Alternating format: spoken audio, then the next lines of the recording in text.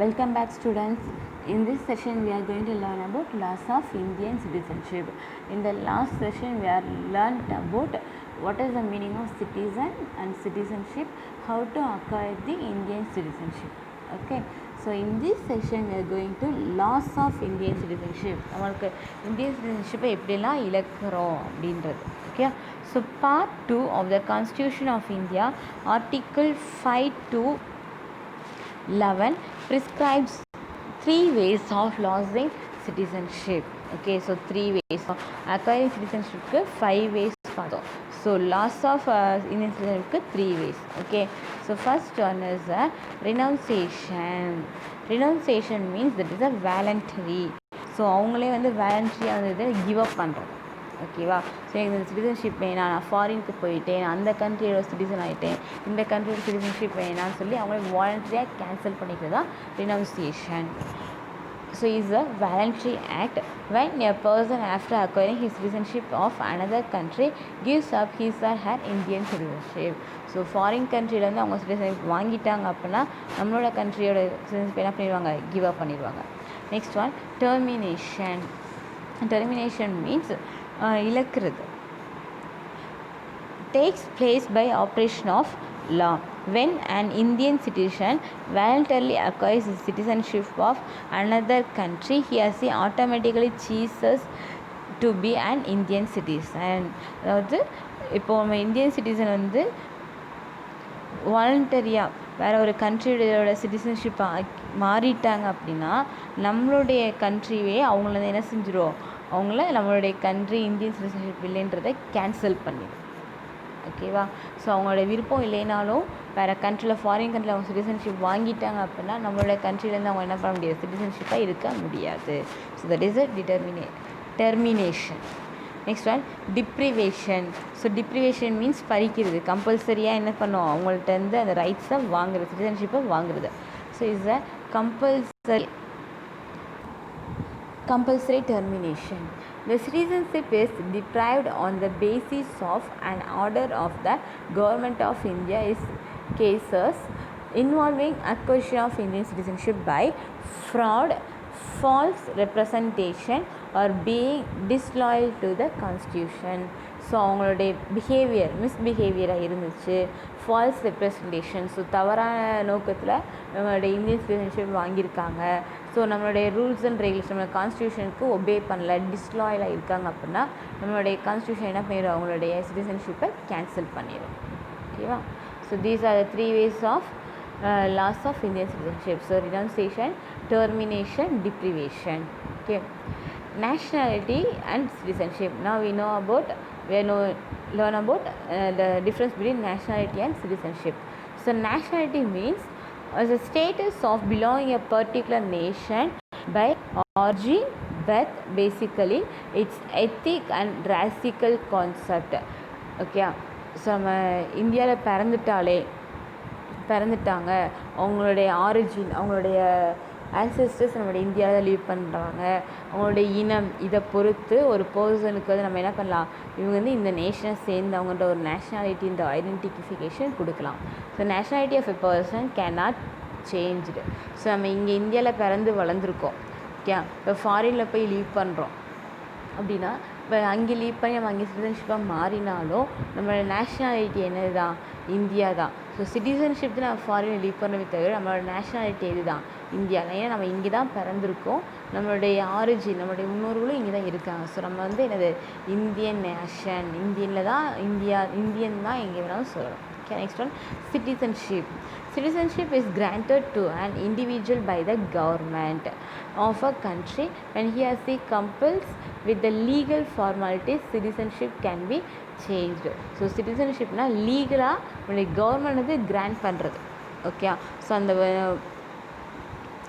ஒரு பாயோ கேர்ளோ இந்தியாவில் பிறந்திருக்கான், ஸோ அவங்களுக்கு வந்து இந்தியன் சிட்டிசன்ஷிப் கொடுக்கலாம் அப்படின்றத அவங்களுடைய கவர்மெண்ட் டிசைட் பண்ணி கொடுக்குறது. So citizenship can be changed but nationality cannot be changed. Okay, next one single citizenship. Okay. That means our Indian country is example for single citizenship. அதாவது நம்ம இந்தியாவில் டிஃப்ரெண்ட் ஸ்டேட்ஸ் இருக்குது. Okay. So states நம்ம எந்த ஸ்டேட்ஸில் பிறந்தாலும் நம்ம என்ன சொல்லுவாங்க, Indian. So that is the Indian citizenship. இப்போ யூஎஸ்லலாம் பார்த்தோன்னா யூஎஸ்ஏ, சுவிட்சர்லாந்தில் பார்த்தா டியூவல் சிட்டிசன்ஷிப் இருக்குது. ஸோ அதுதான் சொல்கிறேன். Okay. So our Indian constitution provides for only single citizenship, that it is the Indian citizenship. So இந்தியாவில் எந்த ஸ்டேட்டில் பிறந்தாலும் பரவாயில்ல, we are Indians. Okay. So தமிழ்நாட்டில் பிறந்தாலும் சரி, காஷ்மீரில் பிறந்தாலும் சரி, we are Indians. So that is a single citizenship. Okay. But federal states like USA and Switzerland has dual citizenship, national citizenship and the state citizenship. அதாவது நம்மளுடைய இந்தியாவுக்குள்ள நிறைய states இருக்குல்லையா, இப்போ தமிழ்நாடு, கேரளா, ஆந்திரான்ற ஒவ்வொரு ஸ்டேட் இருக்கு இல்லையா. இப்போ தமிழ்நாட்டுக்கு தனியாக ஒரு சிட்டிசன்ஷிப் வாங்கணும், இந்தியாவுக்கு தனியாக வாங்கணும், அந்த மாதிரி இதெல்லாம் கிடையாது. ஒரே சிட்டிசன்ஷிப் தான் அது நேஷ்னல் லெவலில் வாங்கினா போதும். In India, all citizens, irrespective of the state in which they are born or reside, enjoy the same political and civil rights of citizens all over the country. So நம்ம இந்தியாவில் எந்த ஸ்டேட்டில் பிறந்தாலோ, எந்த ஸ்டேட்டில் லிவ் பண்ணாலோ, all of them have a same rights, equal rights. All of them have a equal political and civil rights. இப்போ political ரைட்ஸ்னு சொல்கிறப்போ 18 years கம்ப்ளீட்டாக நம்ம என்ன பண்ணலாம், எங்கே இருந்தாலும் வந்து ஓட் போடலாம். அதே மாதிரி 25 years ஆயிடுச்சு அப்படின்னா வந்து என்ன பண்ணலாம், ஒரு எம்எல்ஏ எலெக்ஷனுக்கு கேண்டிடேட்டாக நிற்கலாம். இப்போ 35 years ஆயிடுச்சுன்னா எம்பி எலெக்ஷனுக்கு கேண்டிடேட்டாக நிற்கலாம். ஸோ இதெல்லாம் வந்து சிட்டிசன்ஸோட ரைட்ஸு. ஸோ இந்தியாவில் பிறந்த எல்லாத்துக்குமே இந்த ரைட்ஸ் இருக்குது. So that is called as a single citizenship. Okay. As per the order, president is the first citizen of country. Rights and duties of a citizen. So already study about rights and duties of a citizen. Yes, in a lower section already you have studied. Yes guys, I think our constitution confers the following rights for the citizen of India. So first one is the fundamental rights. So there are 7 fundamental rights is there. That is the rights to education, rights to speech, rights to follow the remedies, constitutional remedies. So இதெல்லாமே fundamental rights. இது எல்லாத்துக்குமே even தான். So right to vote in the election to the Lok Sabha and the state legislature.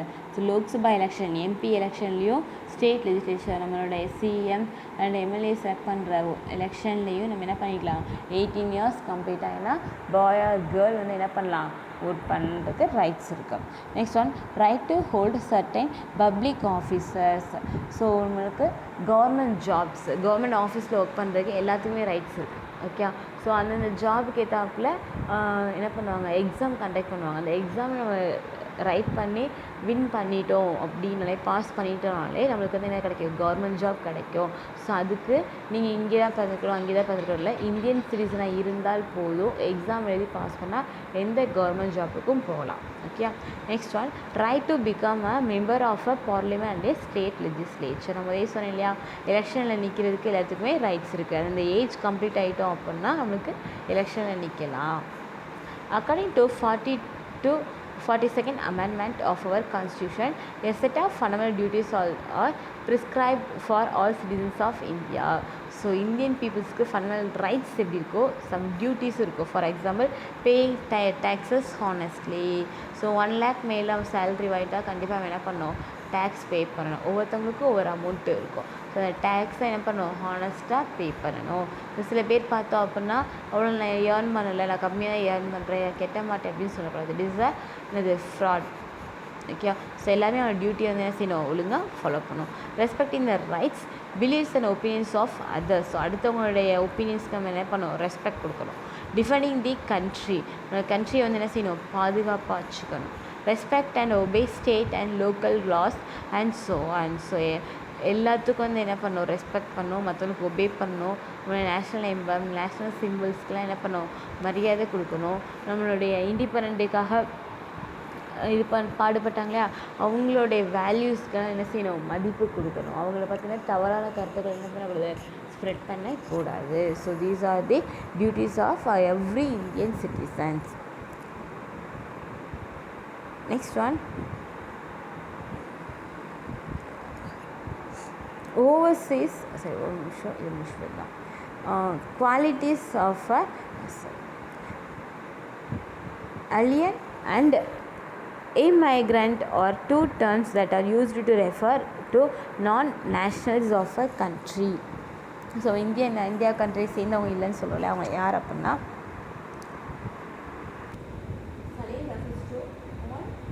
non-citizens or non-nationals residing in a country, example tourist and foreign students. So ஃபாரின்லேருந்து வந்தவங்க டூரிஸ்ட்டாக வந்தவங்களாம் என்னதான் நான் citizens தான். ஸோ அவங்களாம் என்ன சொல்லுவோன்னா நான் alien refers. So immigrant refers to alien who has been granted the right to reside and work permanently without restriction in a particular country.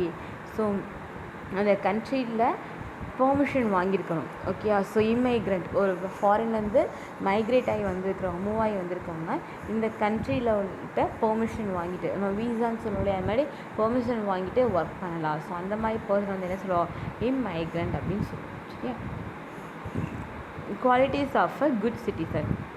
First one, loyalty to the constitution. All of them follow and obey the constitutions, obey the laws, contributes to society and community and perform civic duty.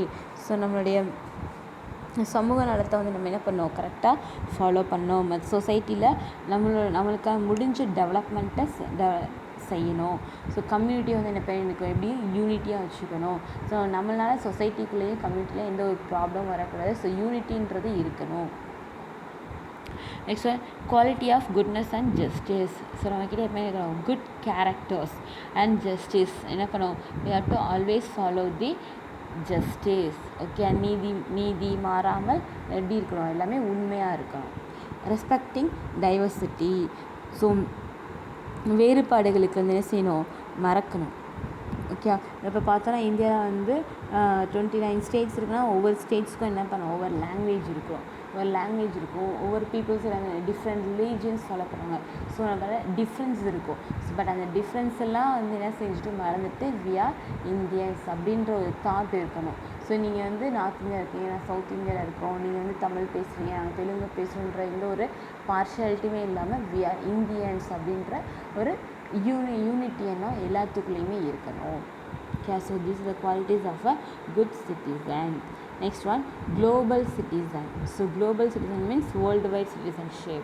Okay, so particular நான் இந்த country சேர்ந்தவன், இவங்க மட்டும் develop பண்ண இல்லாமல் overall overall வேர்ல்டையுமே develop பண்ணுறது. Okay. Global citizenship is an idea that everyone, no matter where they live, is part of a worldwide community rather than as a citizen of particular nation or place. So இந்த நாட்டை சேர்ந்தவன் அப்படின்ற எண்ணம் இல்லாமல் நம்மளோட எங்கே வேணால் என்ன பண்ணிக்கலாமல் லீவ் பண்ணிக்கலாம். அதான் global citizenship. All people have rights and civic responsibilities. So எல்லாத்துக்குமே இருக்குது ரைட்ஸ் இருக்குது, சிவிக் ரெஸ்பான்சிபிலிட்டி. எல்லாத்தையும் என்ன செய்யணும், யூனிட்டியாக இருக்கணும். நம்மளுடைய பொறுப்புகள், நம்மளுடைய ரெஸ்பான்சிபிலிட்டி, நம்மளுடைய கடமையை வந்து என்ன செஞ்சுட்டே இருக்கணும். It is fundamental in enabling young people to access and participate in shaping modern society. So young people நம்மளுடைய வேர்ல்டை சேஞ்ச் பண்ணுறதுக்கு என்ன வேணும், எல்லா யங் பீப்புள்ஸும் யூனிட்டியாக இருந்து நம்மளுடைய வேர்ல்டை டெவலப் பண்ணும். So this are the global citizenship. Next one, overseas citizenship. So ஓவர்சீஸ்னால் NRI, PIO, OCI. ஸோ அதாவது ஃபாரின் கண்ட்ரீஸில் உள்ள பீப்புள். நான் ரெசிடெண்ட் இந்தியன், NRI சொல்லுவோம் இல்லையா. ஸோ அதோடைய ஃபுல் ஃபார்ம் தான் நான் resident Indian. That means an Indian citizen who is residing outside India and holds an Indian passport. So Indian citizen வந்து ஃபாரின் கண்ட்ரியில் லீவ் பண்ணாலும் இந்தியன் பாஸ்போர்ட் வச்சுருப்பாங்க இல்லையா. ஸோ அவங்க தான் நான் ரெசிடெண்ட் இந்தியன். ஸோ எல்லா ரைட்ஸுமே அவங்களுக்கு வந்து இது இந்தியாவில் இருக்கும். ஸோ இந்தியா லீவ் பண்ணுறவங்க எல்லா ஃபாலோ பண்ணுற எல்லா ரைட்ஸுமே அவங்க ஃபாரினில் லீவ் பண்ணுறவங்களும் இருக்கும். ஓகே. ஸோ இந்தியன் பாஸ்போர்ட்டை அவங்க கையில் வச்சுருப்பாங்க. ஓகே. அதாவது ஃபாரினில் போய் ஒர்க் பண்ணுவாங்க இல்லையா, ஸோ இந்த ஒர்க் பண்ணுறவங்க தான் என்ஆர்ஐ அப்படின்னு சொல்லுவோம். Okay. Next one, person of Indian origin. So a person whose or any ancestors was an Indian nationals and who is presently holding another country citizenship except Pakistan, Bangladesh, Sri Lanka, Bhutan, Afghanistan, China and Nepal. So இந்த கண்ட்ரியை தவிர வேறு கண்ட்ரியில் leave பண்ணினாலும் அவங்க வந்து என்னது, அவங்களுடைய ancestors வந்து இந்தியாவில் இருந்தாங்கன்னா அந்த பர்சன் வந்து என்னது இந்தியன் சிட்டிசன்ஷிப், கண்ட்ரியோட சிட்டிசன்ஷிப்பை அவங்க வாங்க முடியும். So the PIO scheme was rescinded WEF 9/1/2015. So PIO scheme வந்து எதோட சேர்ந்து மெர்ஜ் ஆயிடுச்சுன்னா WEF, அதாவது பர்சனோடைய ஆன்சிஸ்டர்ஸ் வந்து நம்ம இந்தியாவில் இருந்தாங்க, அவங்களோட முன்னோர்கள் இந்தியாவில் லீவ் பண்ணாங்கன்னா அவங்க ஈஸியாக என்ன செய்யலாம், இந்தியன் சிட்டிசன்ஷிப் வாங்கலாம். Overseas citizens of India card holder. It is an immigration status permitting a foreign citizen of Indian origin to live and work in the Republic of India indefinitely. அதாவது foreign கண்ட்ரியிலேருந்து நம்மளுடைய கண்ட்ரிக்கு இம்மைக்ரேட் ஆகி வந்தவங்க, move ஆகி வந்தவங்க நம்மளுடைய foreign சிட்டிசனாக இருந்தாலும் இந்தியாவில் வந்து அவங்க என்ன பண்ணலாம், லீவ் பண்ண முடியும். But there are no voting rights for an OCI card holder. ஆனால் அவங்களுக்கு வந்து என்ன கிடையாது, ஓட் போகிற ரைட்ஸ் கிடையாது.